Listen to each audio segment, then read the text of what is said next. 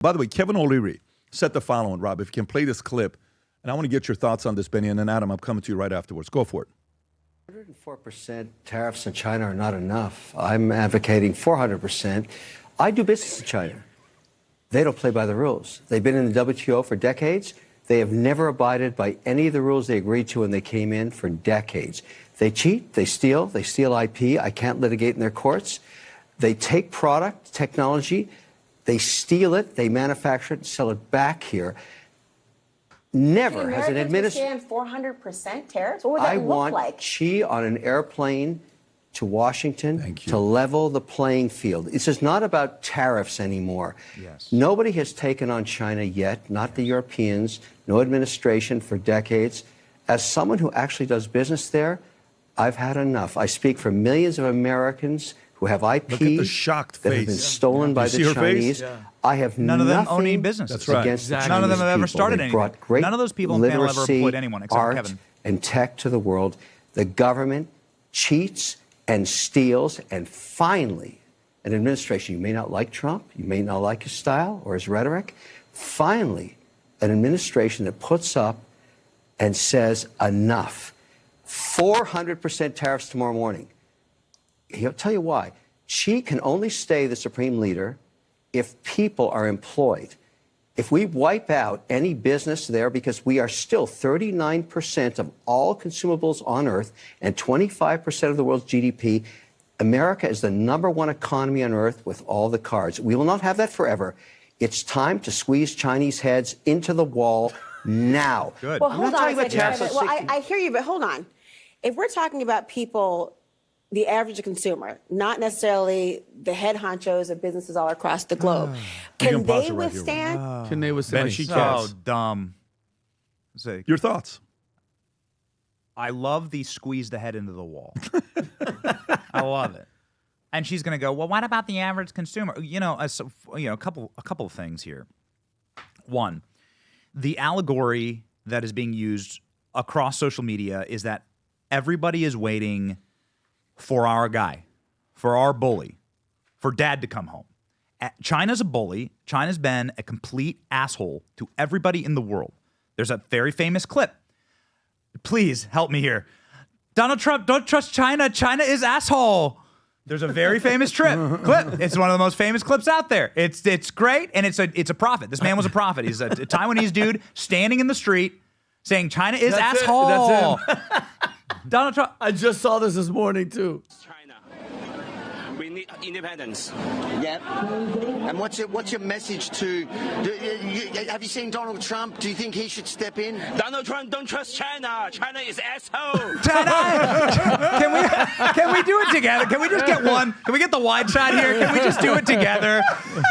3, 2, 1. China is asshole. There's the viral. Oh, my God. What sign is he Trump holding? listened to this guy and said, and what do you want, right? What do you want in every 80s movie? What do you want in Back to the Future? What you want, the apex of Back to the Future, the climax of Back to the Future is when George McFly finally takes that shaky fist and punches Biff in the effing face and bloodies his nose, and Biff is crying. And he wins the girl. That's right. The chicks fall in his lap. He gets in the DeLorean and rips it. It's awesome. It's like the American economy now. The American economy, everyone's waiting for George McFly, Trump, to just punch China in the face, right? And to get red China, red in the face, blood dripping, and say, like, you know what? You've been such a jackass to everybody on Earth, and nobody likes you, and nobody wants to be you. We know what's cooking here inside of this dirty little laboratory for the World Economic Forum. We don't want your techno-slavery, and we are going to knock you down. And that's what President Trump's doing, and that's going to be wildly popular. Adam. Love Back to the Future. Are you freaking kidding me? Make like a tree and leaf, George That's McFly. right. Get out of here, dude. That's Anytime you can exactly get a Back to the Future reference, forget about it. And the best scene was the electricity on the roof. The whole thing gets Back to the Future. Yeah. Well, speaking of Back to the Future, if we could go back to the 80s, remember one thing. Who made China? You had a great conversation with Richard Werner yesterday, The Economist. And who would China be without us? You know, Yes. when Trump gave that speech with the tariffs, look at this beautiful map, look at this graph. He laid out all the countries and the reciprocal tariffs.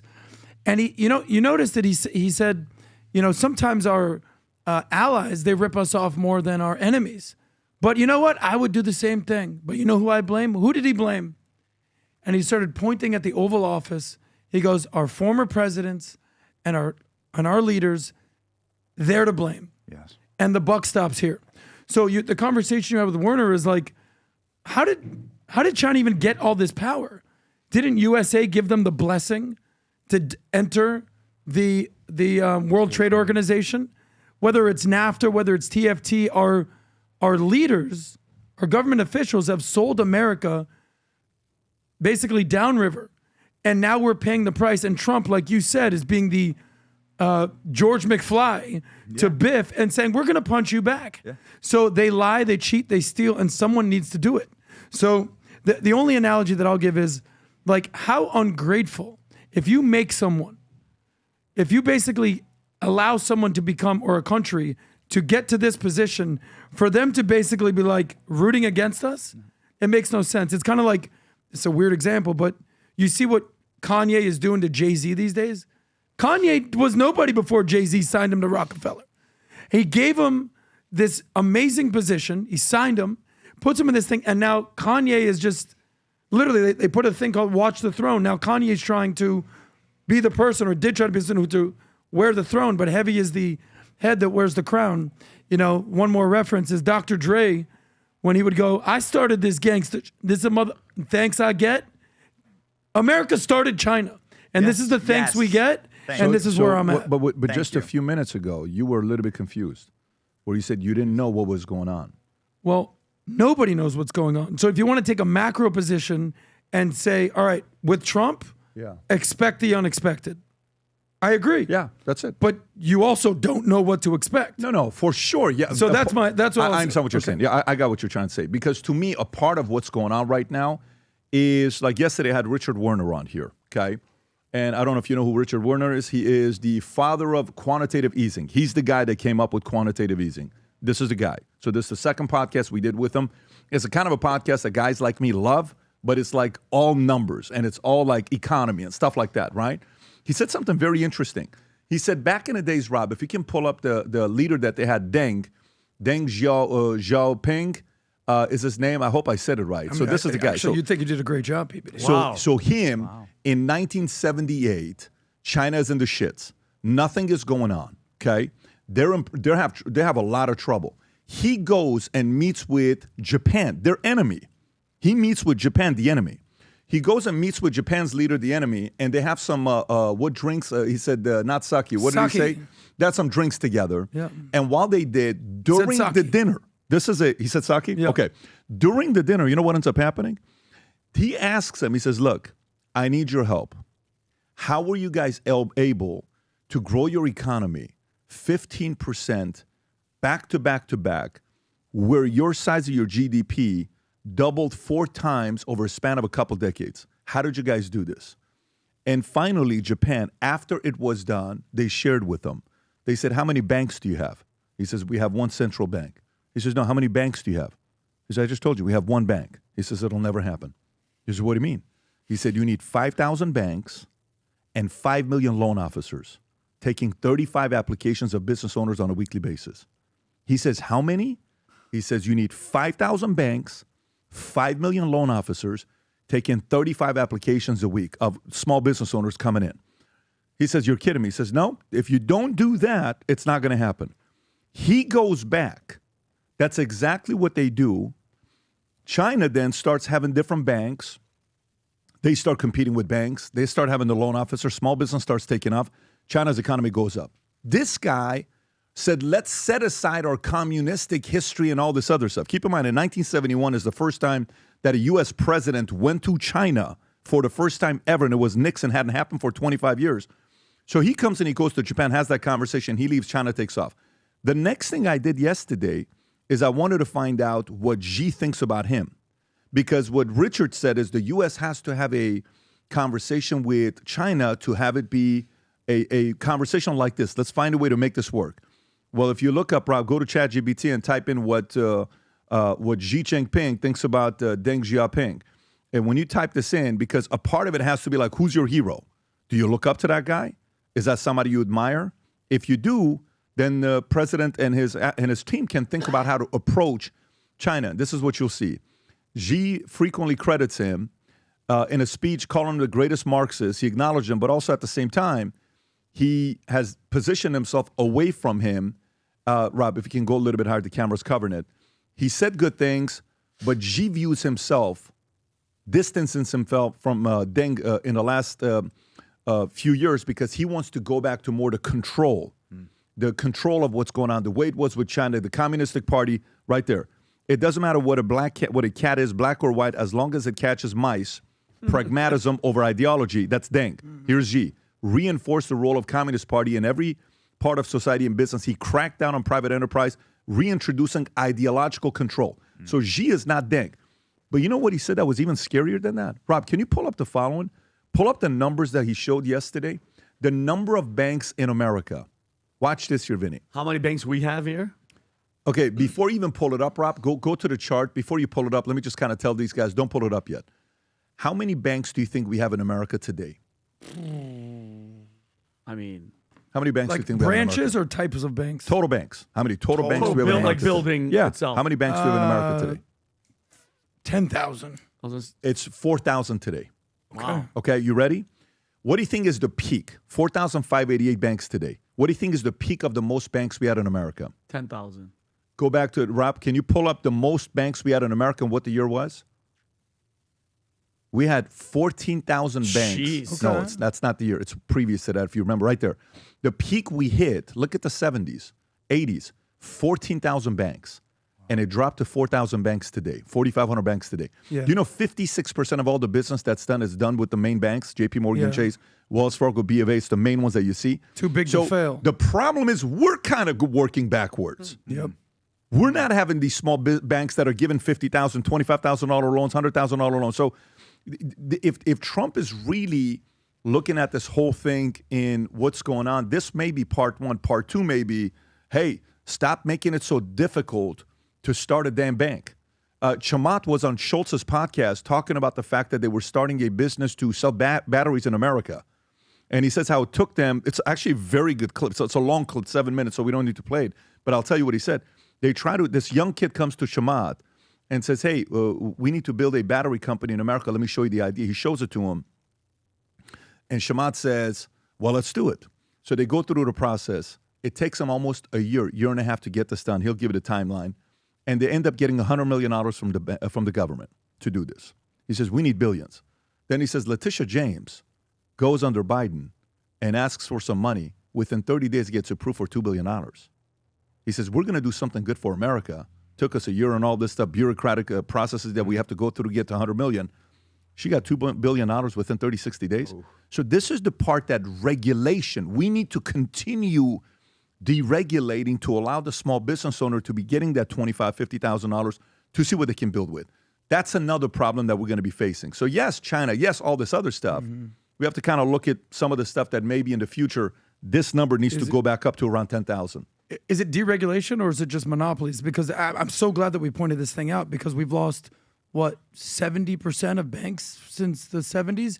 But you start to hear all the mom and pop stories that are closing. So whether it's retail and it's Walmart and Amazon, whether it's, pharmaceuticals and it's just Walgreens, CVS, Duane Reade, whether it's, electronics, it's just Best Buy and who else? I don't even know. Radio Shack closed. There's less choices and it's just more monopolies and all these big companies are just taking over. The mom and pop companies no longer exist. Is that sort of what the analogy is with the banks? Yeah, because like the way he was describing it, banks want to be able to give $1 billion loan, $200 million loan to a big company. They don't want to give a $50,000 loan. It's like the same amount of time. I would much rather give a $1 billion loan and go sell it off to the third party than have to come and deal with somebody that's a small business owner for $25,000. How many of those $25,000 do I need to do to be equate? Like a $100,000 loan for $1 billion. How long does $100,000 take to get $1 billion? That's a lot of them. So, but the small bank, that's a local bank that somebody is putting up $30 million, they will give that $25,000. They will do that $50,000. The bigger banks are like, we're not interested in that. Stop it. Go to somebody else with our minimum is $5 million. Our minimum is $20 million. The challenge is this: if you remember 2008, everything that happened during the Great Recession, these banks were all bailed out because they were too big to fail. That was the whole thing with Glass-Steagall and exactly. Was it Barney Frank? Well, this chart moves because of the S&L crisis that was in America that started in the 80s. The savings and loan crisis? Yeah, there was 1,000 banks. 16%. Yep, 1,000 banks failed in less than 3 years when it started because they took more riskier positions on lending, out of greed to get more business, and then the interest rates move and things change, and there it is, S&L crisis. Yep. But shouldn't these banks fail? Isn't that sort of the point? They should. But if let them fail. Yeah, but just like after the mortgage, crisis of 2008 and Nina loans and things, which were dumb, had there been simple regulation on liquidity, right, that would have led to people not doing Nina loans, then S&L crisis wouldn't have happened, and we would still have all the small S&Ls and the thrifts that were out there. But they blame the economy, but it was also the way they were operating, and they wanted more business. And just like 2008, it's like history keeps repeating itself. What's funny is you brought up Chamath. I think the first thing that I remember made Chamath famous was during 2020 when he talked about the airlines that were doing basically buybacks, stock buybacks. And he was being interviewed, and he goes, what do you think should happen to the banks? He goes, let them fail. Let them fail. Why do we keep bailing these people out? Do you remember that? And people were like, what do you mean let them fail? But, zombie companies that don't basically manage their P&L, they should fail. That's why I'm so against the WNBA. Anyway, that's another story. Let me go to the next one here. We want to have 1 million people wearing the Future Looks Bright gear. So this is some of you that buy Future Looks Bright gear and the numbered ones. And some of you that go and put it on eBay. Look at this, $400, 1 out of 50, $199. That's me on the left, man. Can you go to the user one? Hat number one. 10 grand. Is that 1 out of 250? Yes. But he got the 1 out of 250? That's good for him. What's the user's name? Can we see? What is the user's name? Rob Gargiulo. No, it's not. Okay, go back. Zone Interesting, service. 10 grand. Go back one, Rob, to see what else is up there. Rob, that would have been so funny. Go back if you can, Rob. Okay, they go lower. So that's another one numbered. Another one, the 45, 47 numbered. Keep going lower. More of them numbered that are selling. $3,000. Holy moly, that's a 43 out of 50. Okay, so here's what we're doing today. This one took us a while to get, and I'll explain to you why. This is the box, Valuetainment. If you order this hat, when you open it up, the box right there, you see the Future Looks Bright in gold. And then there's a card in there from me to you. And this hat took a while to make for one specific reason. So this is a numbered out of 250, okay? And this says Future Looks Bright, and all of it is embroidered. This is not like a wing job. All of it says Future Looks Bright all around the hat. Black, sick hat that just got launched this morning, numbered out of 250 at 99. Get on it. First come, first serve. Just so you know how this works. These go like hotcakes. In no time, this goes. So within 30 minutes, this will be gone. But if you're one of the people that collects these numbered hats, we will not be doing this one again, specifically with this color, black and white Future Looks Bright, numbered out of 1 out of 250. Go to vtmerch.com, place your order. By the way, look at this, Vinny. Even down here, the way it is. If I bought one right now, so somebody's going to get the number one right now. Whoever orders, someone's going to get the number one. So, but anyways, that'll be in the box. With the box, the whole nine. Now, when we get the shipments with Future Looks Bright, you know what's coming in. This to know that it's coming strictly from us. Go to vtmerch.com, place your order. If you enjoyed this video, you want to watch more videos like this, click here. And if you want to watch the entire podcast, click here.